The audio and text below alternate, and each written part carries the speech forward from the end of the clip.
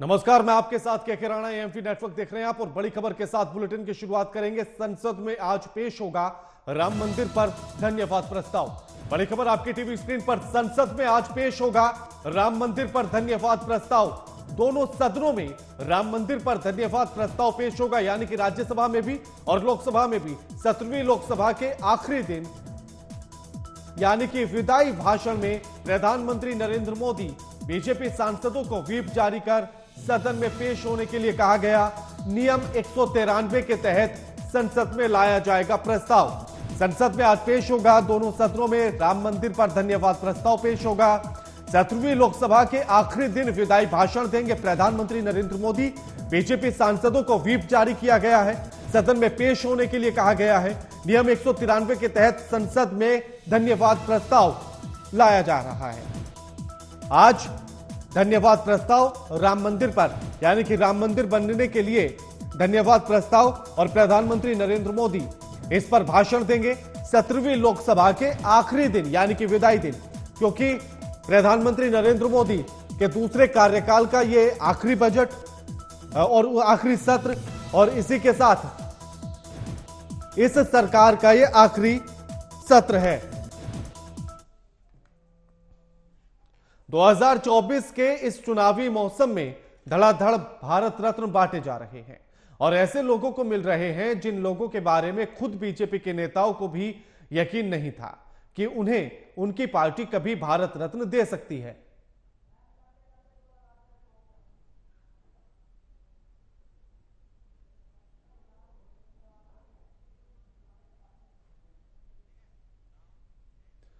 अब आपको सीधे गुजरात लेकर चलते हैं, जहां प्रधानमंत्री नरेंद्र मोदी वीडियो कॉन्फ्रेंसिंग के द्वारा जुड़े हैं और अपनी बात कह रहे हैं।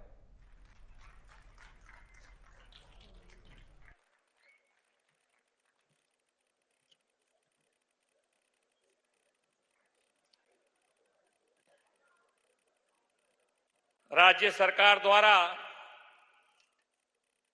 રૂપિયા 2,993 કરોડના ખર્ચે કુલ 131,454 આવાસોના ઈ લોકાર્પણ અને ખાતમુહૂર્ત તથા રાજ્યના 182 વિધાનસભા મતક્ષેત્રમાં એક સાથે આવાસોના અર્પણનો ઐતિહાસિક કાર્યક્રમ વિકસિત ભારત વિકસિત ગુજરાતમાં આપણી સૌની સાથે ઉપસ્થિત વૈશ્વિક नेता विकास पुरुष तथा यशस्वी वडाप्रधान श्री नरेंद्रभाई मोदी साहेब,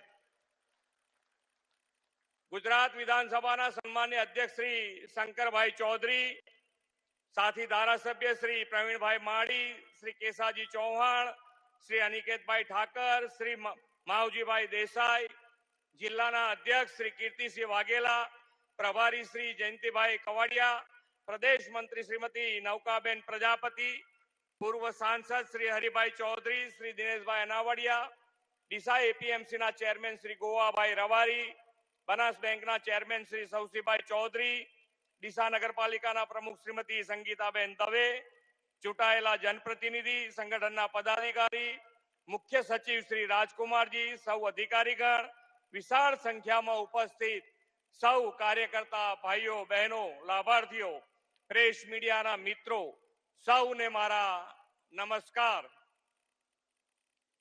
વિશ્વના સૌથી લોકપ્રિય જનનાયક અને યશસ્વી વડાપ્રધાન શ્રી નરેન્દ્રભાઈ મોદીની પ્રેરણાથી આજે ગુજરાતના લાખો પરિવારના ઘરે લાપસીના આંધણ મૂકવાનો પ્રસંગ આવ્યો છે।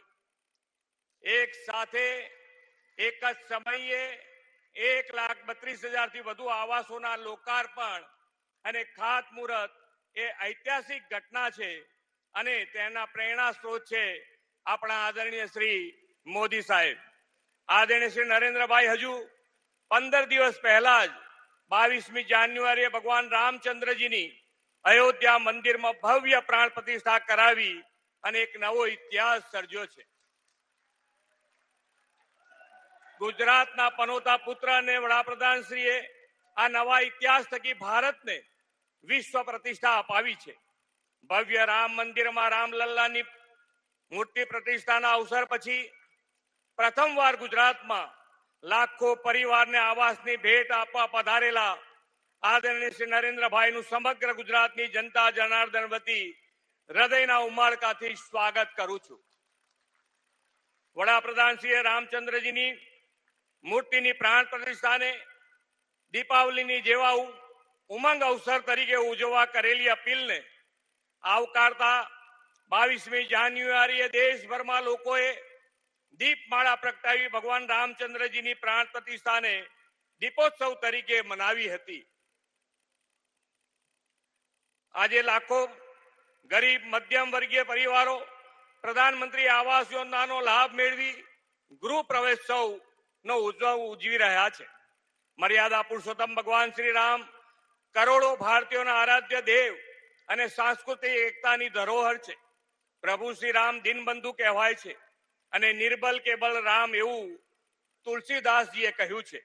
આદરણીય વડાપ્રધાન શ્રી નરેન્દ્રભાઈએ રામ રાજ્યની કલ્પનાને વર્તમાન યુગમાં ધરાતલ પર ઉતારવાની નેમ સાથે નિર્બલ કે બલ રામ પણ સાકાર કર્યું છે. તેમણે દેશના ગરીબ, વંચિત, પીડિત, શોષિત સમાજના અંતિમ છોડના દરેકની ચિંતા કરીને તેમને પણ વિકાસની મુખ્ય ધારામાં લાવવાનું સુરાજ્ય સ્થાપવાની નવી શરૂઆત કરી છે. સમાજના છેવાડાના જરૂરિયાત વંચિત પરિવારોને આવાસ અને આરોગ્ય સેવાઓ સુપેરે પહોંચાડવાની વડાપ્રધાનશ્રીની પ્રતિબદ્ધતા એ રામ રાજ્યની ગેરંટી છે. ગરીબ હોય કે તવંગર સૌને પોતાનું ઘર એક સપનું હોય છે. પોતાના જીવનની બચત મૂડીને ખર્ચીને પણ ઘર લેવાની મનસા સૌ રાખે છે. છતાં એવા લાખો લોકો હોય છે કે જે પોતીકું ઘર લઈ શકતા ન હતા. આપણી ગુર્જર ધરાના પનોતા પુત્ર આદરણીય શ્રી નરેન્દ્રભાઈ એવા પરિવારની પડખે ઉભા રહ્યા અને પ્રધાનમંત્રી આવાસ યોજનામાં લાખો પરિવારોના માથે પાકી છત આપી છે. કેન્દ્ર સરકારના આ વર્ષના બજેટમાં પણ એમણે સંકલ્પ કર્યો છે કે દેશના ગ્રામીણ વિસ્તારોમાં 2 કરોડ પ્રધાનમંત્રી આવાસ ઉભા કરવામાં આવશે. ગુજરાતમાં આપણે વડાપ્રધાન શ્રી નરેન્દ્રભાઈ મોદીએ જ કંડારેલા ગરીબલક્ષી કાર્યક્રમોના પથ ઉપર આગળ વધી રહ્યા છે. રાજ્યમાં પ્રધાનમંત્રી આવાસ યોજના ગ્રામીણ અને શહેરી મળીને 13.42 લાખથી વધુ આવાસોનું નિર્માણ કરવામાં આવ્યું છે.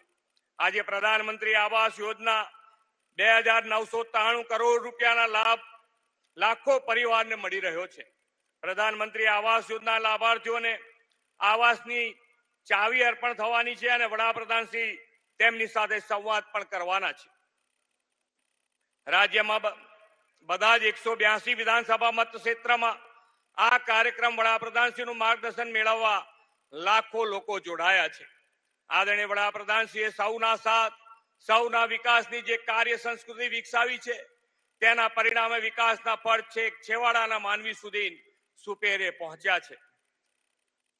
પાછલા દશકામાં સૌને આવાસ, હર ઘર જલ, સૌને વીજળી, રસોઈ માટે ગેસ અને જનધન સહિતના બેંક ખાતાથી નાણાકીય સેવાઓ દરેક લક્ષિત લાભાર્થી પરિવાર વ્યક્તિ સુધી રેકોર્ડ ટાઈમમાં પહોંચી છે.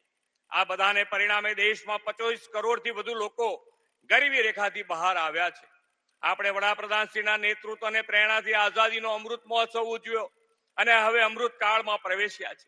2047માં જ્યારે ભારતની સ્વતંત્રતાની શતાબ્દી બનાવીએ ત્યારે વિકસિત ભારત, ઉન્નત અને વિશ્વગુરુ ભારત બનાવવાની તેમની નેમ છે. આ માટે વડાપ્રધાનશ્રીએ ગરીબ, યુવા, મહિલા શક્તિ અને અન્નદાતાના સશક્તિકરણ પર જોર આપ્યો છે. વિકસિત ભારત 2047 માટે વડાપ્રધાનશ્રી આ જતન સુવિધાઓ, ટેકનોલોજીનો વ્યાપ અને દરેક પ્રાંત પ્રદેશના નાગરિકોને વિકાસની તકો માટે આહ્વાન કર્યું છે.